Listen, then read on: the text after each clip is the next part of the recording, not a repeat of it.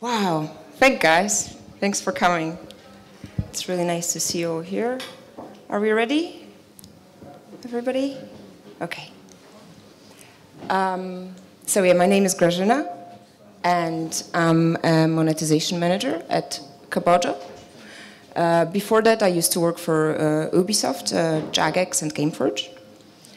Kabojo is a social gaming company. We have titles, mainly Facebook and mobile titles.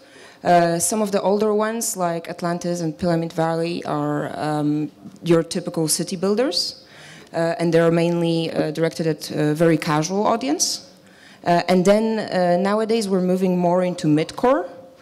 So our main game, called Mutants Genetic Gladiators, is more of a mid-core game, and our future titles are also going to be directed at the mid-core to hardcore, but still social audience.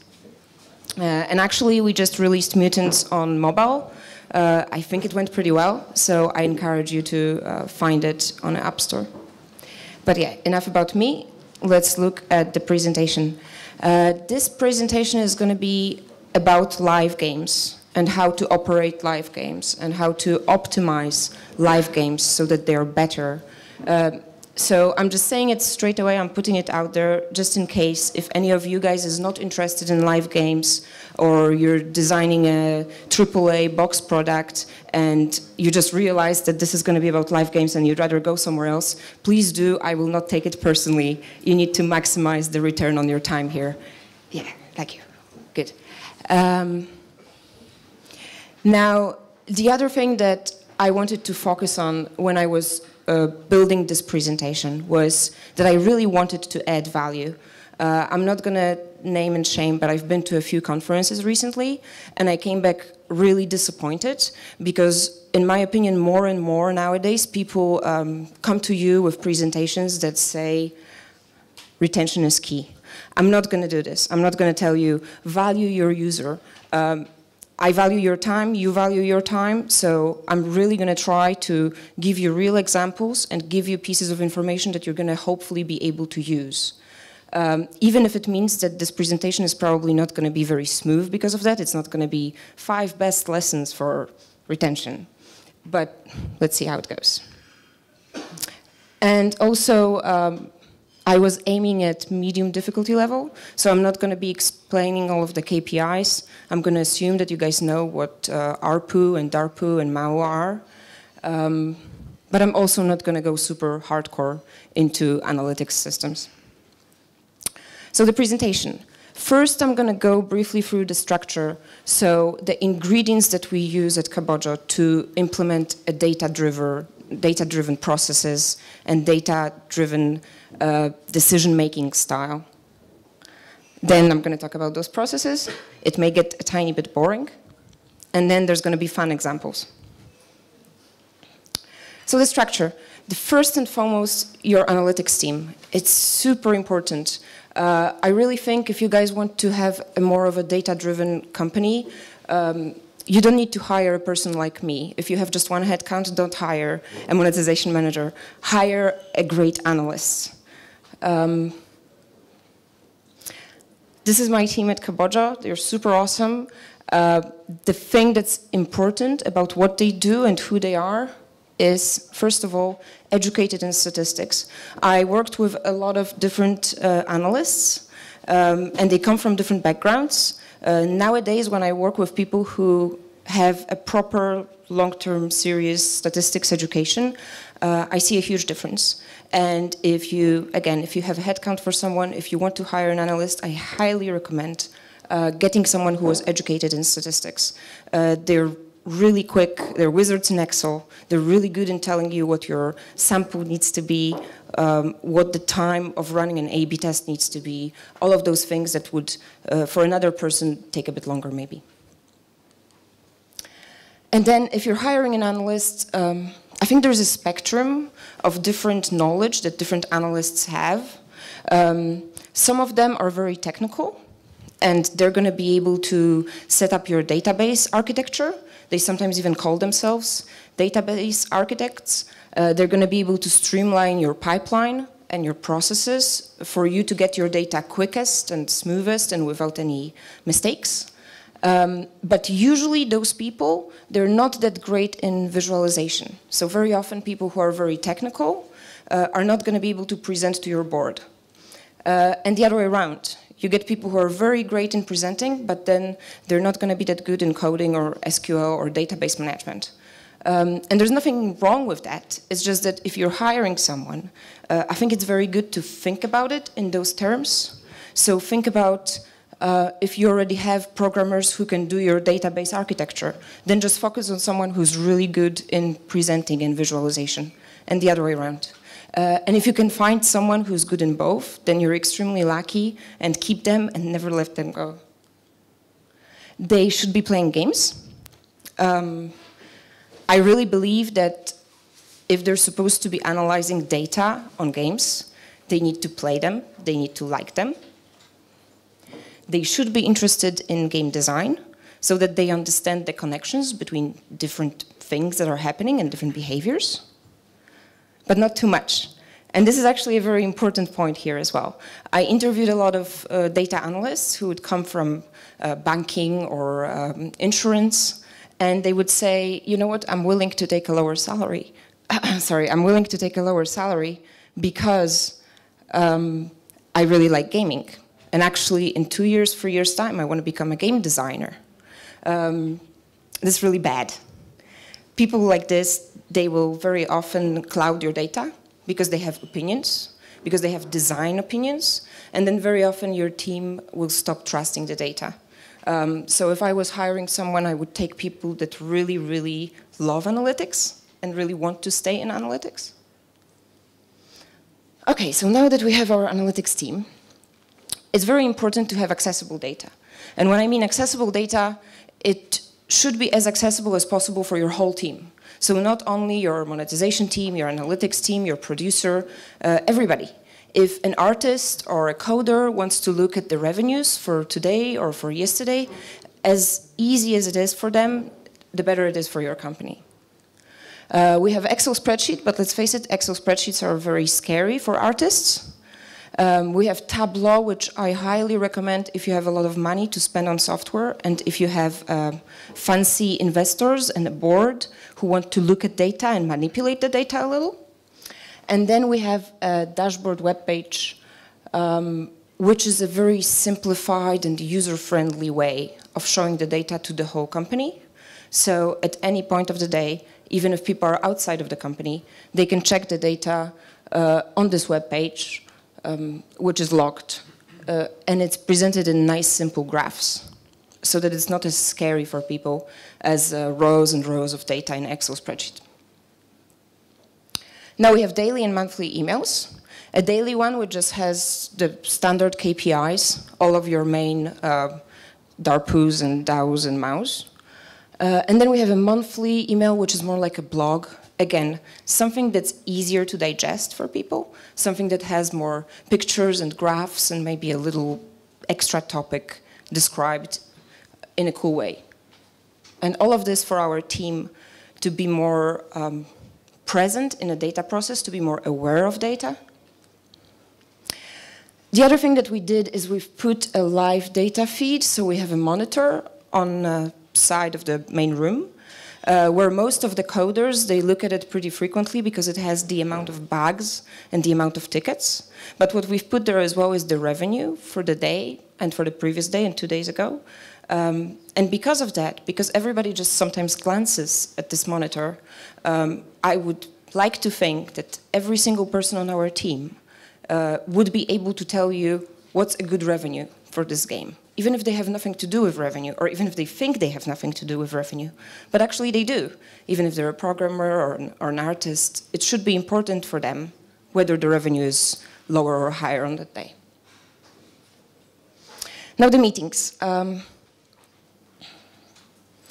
We do weekly meetings for our KPIs. So the analytics team is presenting to all of the product leads. And the first part is the boring part, so it's your standard weekly KPIs. But then the second part is a very cool thing that we do, which is every week there is a different feature, a different part of a feature that's picked, let's say PvP. So we ask our analytics team, hey, for the next KPI meeting, could you talk to us about PvP? Because we want to change our PvP system. And then they go off, and for a week, they research who's the player, how often do they play PvP, do they ever get high in the rankings, do they look at rankings, all of that. And then we get this, or all of the leads are presented this data. It's quite important during this meeting that it's very data focused. We try not to get in any discussions, sometimes we fail. And then there are no open questions. So that it's very focused on just presenting the data. And then the very important thing, actually, we didn't plan it this way, but the way it came out was that we scheduled the presentation for just before lunch, and then the next feature meeting just after lunch, and it's really working really well because people go away from this data presentation and have some time to think about it, to think about what it means for the design, what they would improve, how they could improve it, and then after lunch, when they come back, we have a feature meeting where we discuss all of their ideas. And it's a smaller meeting. We only have the decision makers there, so people that can actually make a decision about changing things. But also, very importantly, we have analytics team there, so that there are no, sorry to say, so that there are no personal opinions. If we have a designer or a producer saying, people really don't like that feature, then there's always a data analyst in the room to say, well, let me research it. Or why are you assuming that people don't or do like that? Is there any data to support it? And it's worked really well for us so far. And then we talk about all of the features and improvements that come out of the previous meeting. And in this, because of that, our designs, like in a PvP example, most of our designs or improvements on designs come from data because they come from this meeting that was before lunch. So we went through the meetings and then the process. The process that I've seen in most companies is that most of the time there is a design and then somebody finalizes that design. And that's kind of it. Now, if you're a bit of a more data-driven company, you usually do testing and tweaking. If you're even more data-driven company and even more keen on testing, you do testing and tweaking over and over and over, and it's a process of almost never finalizing. What we do is we try to push it a bit further. So you have data, obviously you have data when you test, because that's where you need the data, everybody looks at it. But we look at the data during the design process, we look at the data when we finalize, and we have data from before, when there was an idea, before the design, and after, long after we finalize. And I'll give you an example. Here's our tutorial. If you want to improve your tutorial, a very easy way of doing it is looking at the funnel, like this. You divide your tutorial into steps, so those are actions that people take, whether it's a click or a mission or an action, whatever it is you want. And then you check the drop rate. So how many people dropped at which step. And as you can see here, we have a pretty high drop rate. So we focused on this step between step 7 and 9. We focused on what happens there and what we can change to make it better. And the assumption there, of course, is that if you manage to save those users, if you manage to keep them there, that at the very end of the funnel, you're going to have 5, 10% more users that are going to play your game and that are going to have a chance to be retained longer, maybe for months, maybe for years. So what we did was boring stuff that doesn't matter, it's just an example, but we made things blink. People would get confused which button they should press. We made it blink. Again, people would get confused which compound they should pick. Again, we made it blink. We've put quite a lot of other flow improvements. And yes, what happened was, at the end of it, the new tutorial, the funnel was much better. And that would probably be it if we didn't look at what happens after. What happened was said Panda, just after the tutorial, everybody would drop. And we would do it, actually we would do it over and over again. We spent so much dev time and we spent so much art time on improving the tutorial over and over on all of our games. And what happened for us, and I'm telling this to you guys because maybe the same thing is happening to you, it never works. It really never worked. So don't get, sad Panda mode if it doesn't work for you. My thinking on it is that people that don't like the game or don't feel like they want to play the game, they're just not going to. And us improving the funnel here means that we're just saving them for another few steps. We're just pushing them almost by compulsion to click on another button or make another step.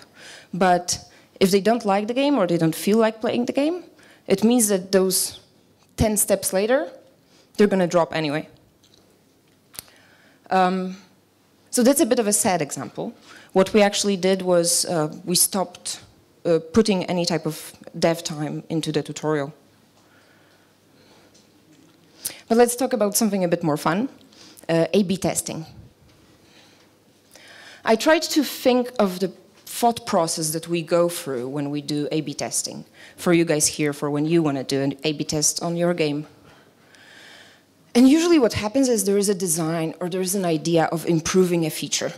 So let's say again you have your PvP and you had some data and it says there is a moment in PvP or there's an imbalance or whatever it is. And you want to improve it. And you have an idea of, okay, I want to improve this part. Usually what we ask ourselves is the tracking on this little part or this feature? If it's on, then we go to deciding which A/B test to do. But if it's not, we implement tracking, and then a very important thing, we wait. And your analyst, if you have a good analyst, is going to be able to tell you, depending on the amount of events, how long you need to wait. Sometimes it's a week, sometimes it's 2 weeks. We wait and we do nothing so that we can have the base data, so that we can understand, okay, what was the behavior before? And then we can compare it to what's going to be the behavior after.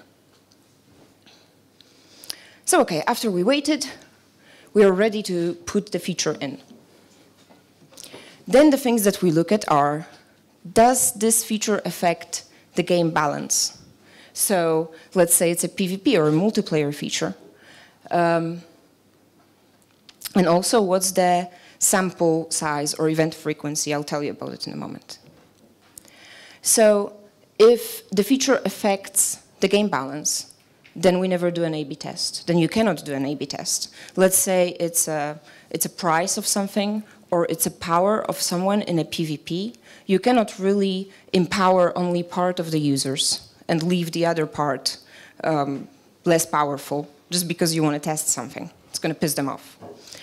Also, the other thing is that if the sample size is really small, so if it's something that happens very rarely on a very small amount of users, then sometimes we cannot do an A/B test either because it would require us to wait for months before we would gather enough data for it to be conclusive.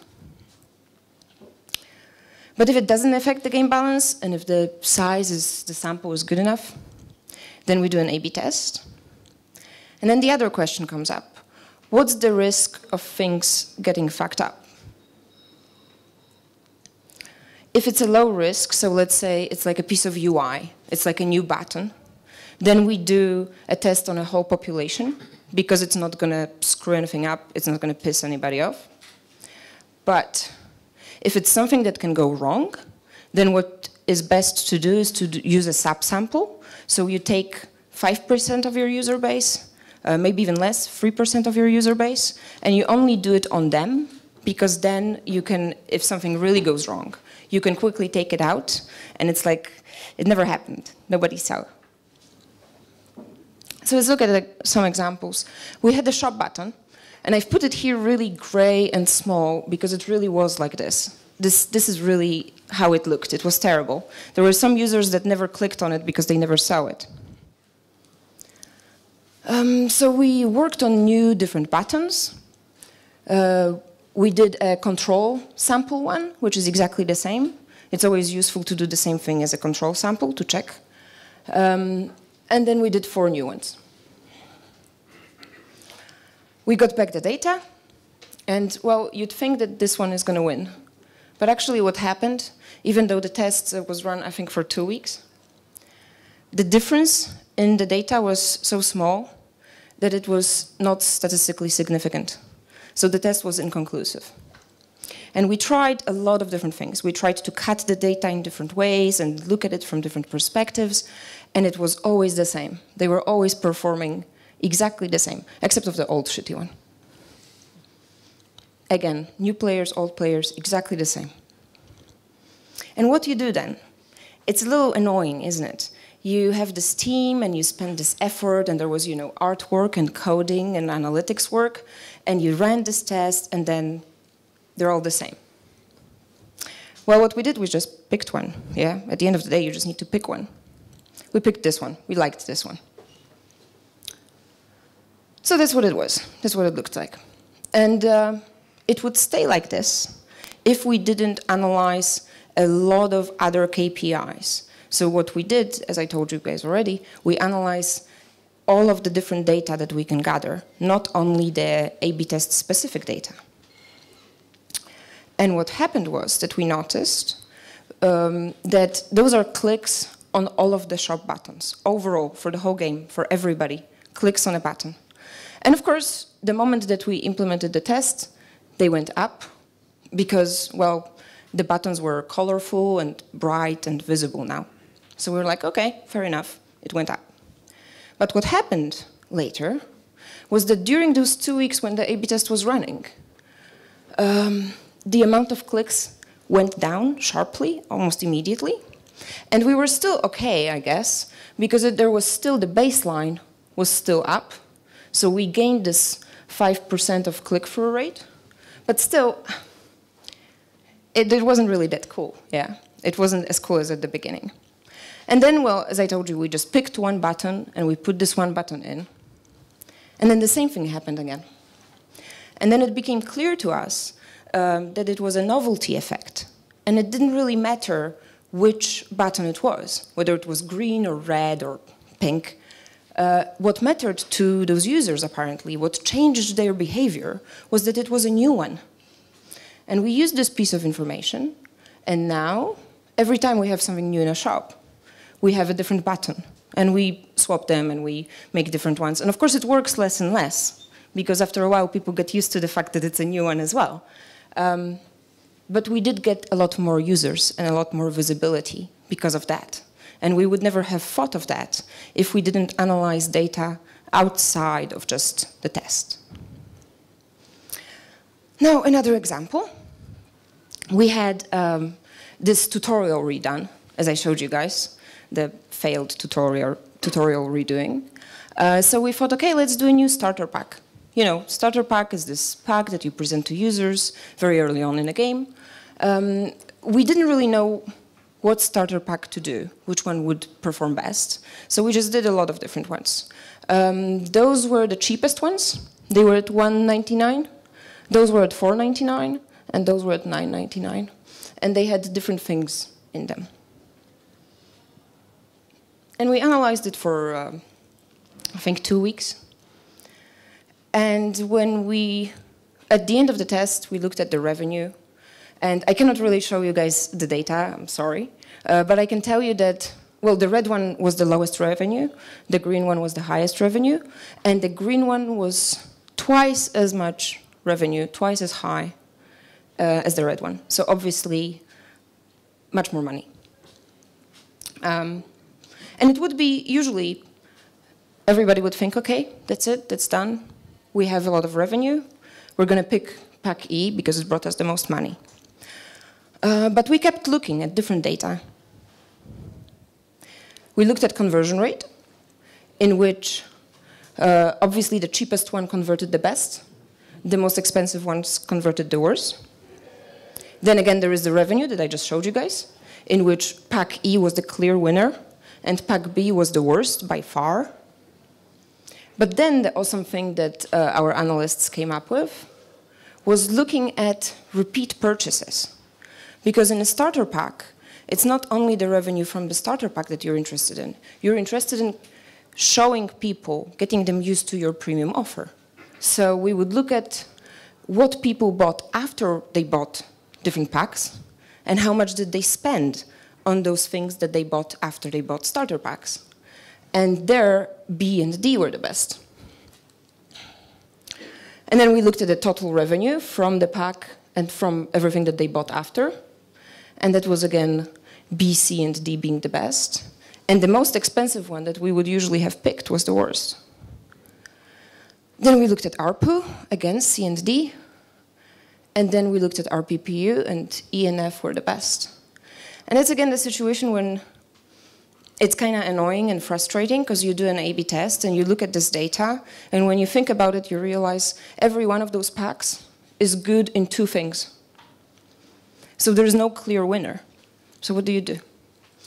Again, we cut the data in different ways. We looked at frequent players, new players, different types of players to try to find one that performed best. And what actually worked was removing the whales. And I know it may be shocking for you guys if you go to a lot of conferences, but we really didn't give a damn about the whales at this point, because it's a starter pack. And there were thousands upon thousands of buyers, but the whales were spending so much, and there were only 22 of them, that they were skewing all the data. And it's something that I really advise you guys to do. It's sometimes very interesting to look at your data with the whales removed, because even though it's 1% of your population, very often they skew the picture. So then we saw that clearly pack B was the winner. So we did that, and pack B went into the game for everybody. But we didn't just leave it at that. Of course, we wanted conversion rate, so we picked pack B when it comes to the starter pack. But we're a monetization team. We do want revenue as well. And clearly, when it comes to pure revenue from an item, pack E was the best. And F. So those that were priced the highest. So what we did afterwards, we waited a week or two, and we put in a casino pack. We have like a small casino feature. We really didn't think it's that relevant. We've put a very highly priced casino pack. It was, I think, $9.99 again. And it was, together with this pack, it was so successful. I cannot really tell you guys how much. But this is our revenue curve for January and for February. This first spike is just implementing this pack. And then all of the spikes after were different casino packs, all of them very highly priced, that we launched. And it improved our trend. So, to sum up, I would highly advise you guys to measure data throughout the whole process. Measure it before, measure it after, not only during the testing. And to analyze multiple KPIs, multiple streams of data. Even if it's a very simple feature, and even if you think it's totally unrelated to your test or to your feature, the result of an A/B test is hardly ever what you expect it to be. Really, most of the time it's nothing, or it's weird, or it's random. And if you don't have a lot of data surrounding the test to make sense out of it, then you're just going to waste your time. And yeah, you need to deal with it. And finally, I understand that it may seem like a lot of investment, like an investment of time and money to do all of those things. But what we believe is that you need to understand how your game is played, not only how you designed it to be played, because it's very different, but how it's actually played in order to improve it. And that's, I guess, what we all want, to improve our games in a good way for the users. And that.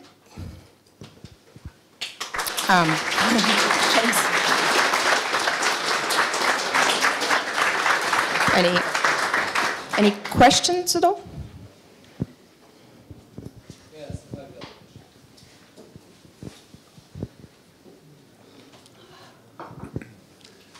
Okay, there was a graph showing that the graph with tutorial. Yeah. Yeah, and you were telling about changing some of the key steps in this tutorial, and there was finally there was a conclusion that probably the game mechanics didn't seem to appeal to some part of your audience. Yes. But how did you come up with the conclusion that this drop is due to not because the tutorial is badly designed, but it's because the mechanics are not appealing, because it seems like reducing your cognitive dissonance, yeah?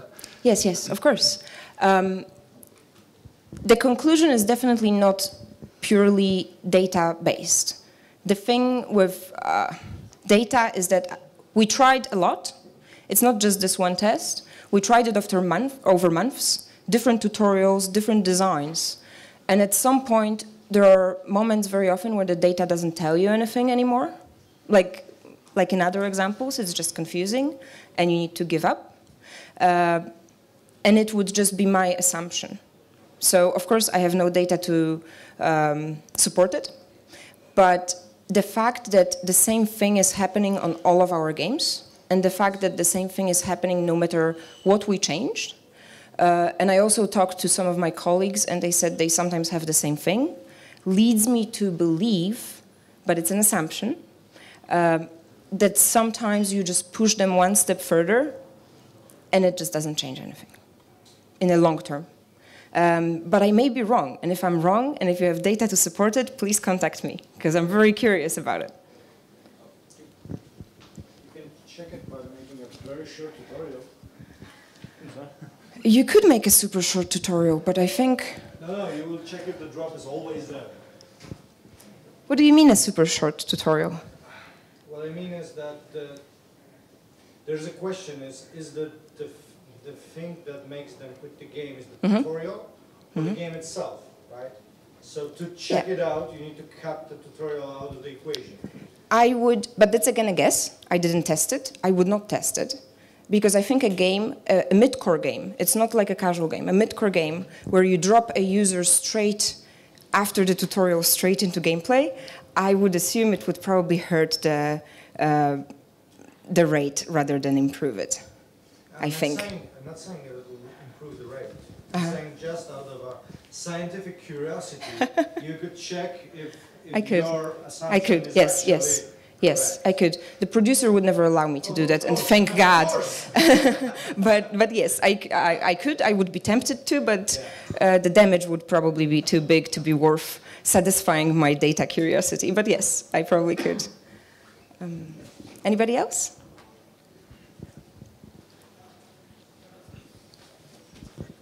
Maybe more a little technical question. Yes. Which you think is better, to start outsourcing data to analytics service like game analytics or something, or start building own system, custom built with custom solutions and needs? It's a tough one. Use both. Yeah, I know what you mean. I get this question quite a lot, actually. I think it's a tough one because I don't want to preach hiring a team if you're like three guys in a studio. But to me, it's always been better to have your own people. I looked at a lot of different solutions like data analytics or programs as well that just compute data for you. And very often they're not agile enough to do some of those changes that I described. And very often they're not deep enough as well. You cannot dig deeper into the data. So the luxury that I have is if there is one of those meetings that I described and there is something that we're curious about and I want to ask another question and another question, I have the analyst go back and within half an hour, sometimes 5 minutes, he's back with an answer. So maybe it depends on how agile you need to be with your game. Thank you. Sorry if it's not a satisfying answer. Yeah, totally satisfying. Thank you. Anybody else? Nope. Oh. You mentioned Tableau software Yes. for data analysis. Do you also think other I guess, free options are also available, like our project or something like that? Tableau I would use specifically for visualization, just visualization, and visualization for your high-end demanding user that has no time. So really an investor or the board is a perfect example where Tableau could be useful, but I think it's so expensive that you really don't need it otherwise. I tried a few different ones, I would say. Outside of that, it's just your good old Excel and sometimes someone who knows SQL and can query the data quickly. That's what I would do, but you know, you should try them. Very often, if you invite some of those guys from the software, if you invite them over to your company and you start talking to them, they're willing to give you a free software for like a month free trial and stuff. So I would encourage you to, you know, check it out. But I've seen a lot of those different systems, and just, you know, Excel and somebody who's really good with Excel and pivot tables and SQL is always the winner for me. I have a second question. How deep do you dive to data analysis? You showed there was 6 or 5 icons that you were tested. Yes. How deep did you dive? Is it significant to dive into analytics? Have you done like student testing or something like that to compare the data significance? Do you mean the difference in the outcomes, if it's significant enough? Yep. So what we do is usually when we have this idea, which usually comes up in the feature meeting, we have an idea of, okay, we want to do this or this improvement, and we want it to be tested. And Yannick, our data analyst, is there.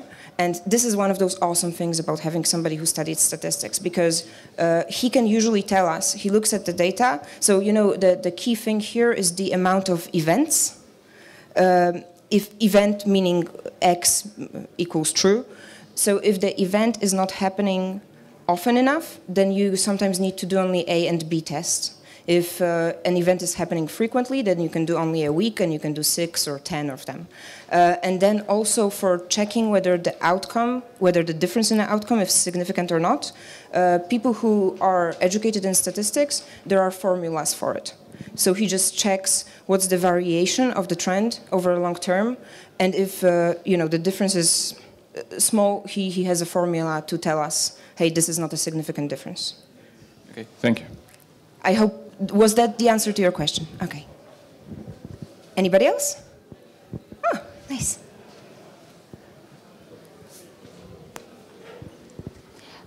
About changing the design of icons, you said Yes. that you keep on changing them, yeah? Yes. So they're going to click on it, right? And Yes. you said that the old users, eventually they're going to get bored, right? Yes.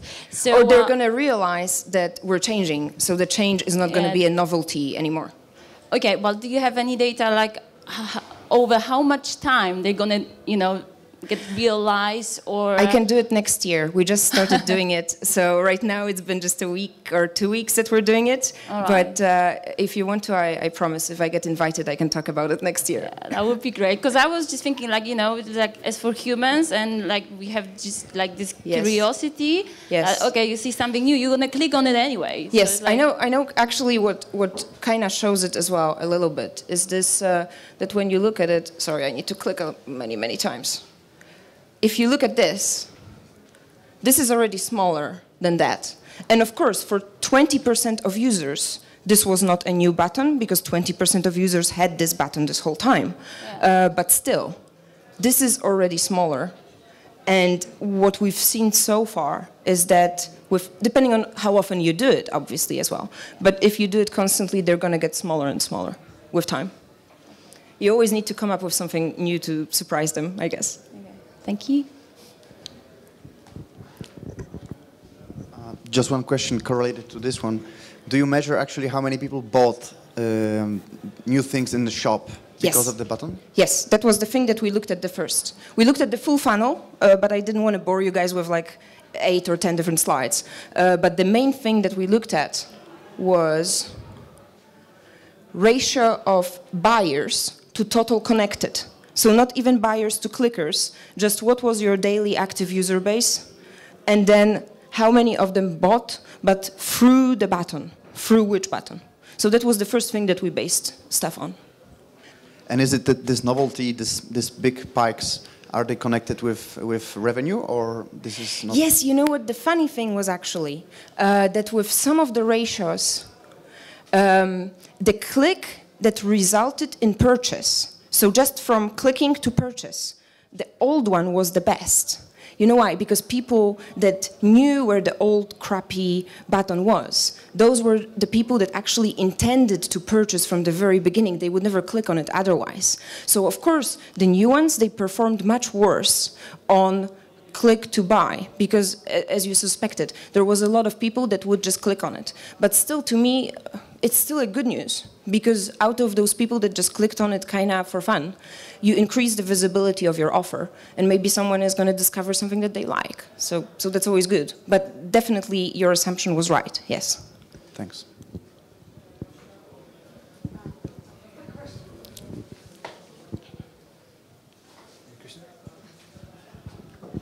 I would like to ask if you have kind of standard set of things you measure on a regular basis, or Yes. and if you measure anything else, how you pick it out of I guess 100 of Yes. things which are included in the game. Yes, we do have the standard metrics. So those are your very, very standard key performance indicators, which is all of your revenue and conversion rate and retention +1, retention +7, DARPU, DARPPU, all of those very standard things. But then there are also things that we monitor constantly.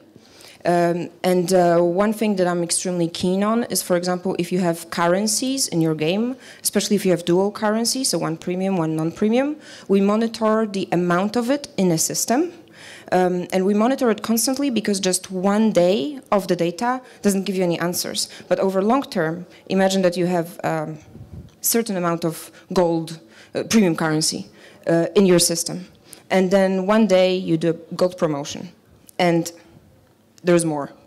And if it stays up and you have this overflow of the system with gold, because for whatever reason people that purchased it on a promotion didn't get rid of it, then if you're going to do another promotion a week later, you're just shooting yourself in the foot. You're supposed to then do an item promotion and make them get rid of this currency. So that's one of those things that we constantly monitor. Funnel as well. Although we used to monitor funnel a lot when we were redoing the tutorials, what we see more and more is that actually funnel is the same, almost the same. Even though we have a lot of new users, they churn and new ones come. It's really funny how on a large scale, we all behave the same. So it never changes. A very important thing that we just started monitoring was, sometimes it happens, seemingly randomly, that you have a flat revenue and monetization team gets upset, and what's happening, we're doing all of the same things, we're doing all of the same promotions, we're releasing items, we're doing events. Why is the revenue flat or different? And last time it happened, it took us a while to try to figure it out. And actually what it was acquisition. We had a lower budget on acquisition, and we changed the place where we acquired. Before we were acquiring users in the US, and then we moved to UK. So from now on, we always look at acquisition, how much was spent and in which places, to see if there is just a random variation in monetization, and it may be because those users just are lower quality users, they monetize worse. So those are a few things.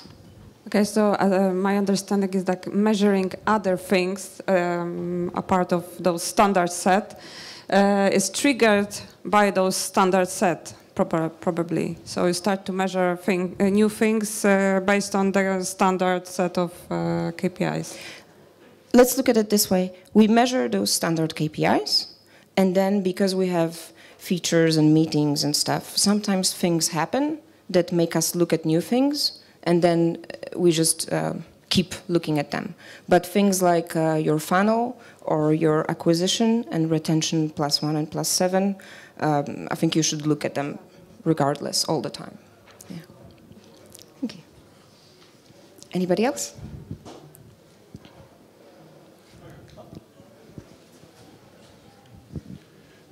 All tests take a time, so Yes. if we have 5 icons, test will take 5 weeks. Or No, you you can do them in the same time. You divide your user base into 5 groups. subgroups, but every test will be on a different subgroup. It's a difference.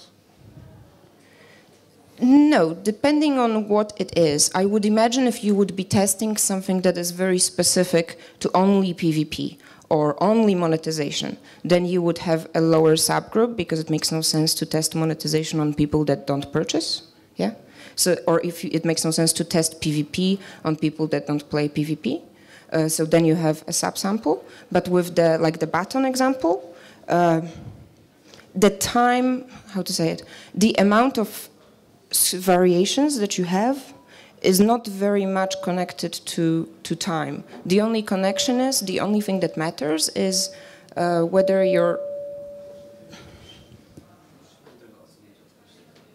what your analyst is going to tell you. So your analyst should be able to, using a formula that I have no idea what the formula is, but they have a formula to check based on the frequency of an event. That's why it's also important to wait first and measure first. Based on the frequency of the event happening, they're going to be able to tell you, okay, if you want to measure this and get some kind of logical, usable data, you will need to wait 3 weeks, 4 weeks, and you will be able to do maximum 5, 4, 10 different versions. I'm not sure if I answered your question, did I? Anybody else? No? Precise on time, so thank you very Are much. we? Oh, that's perfect. Yeah, thank you very much. Thank you, everybody.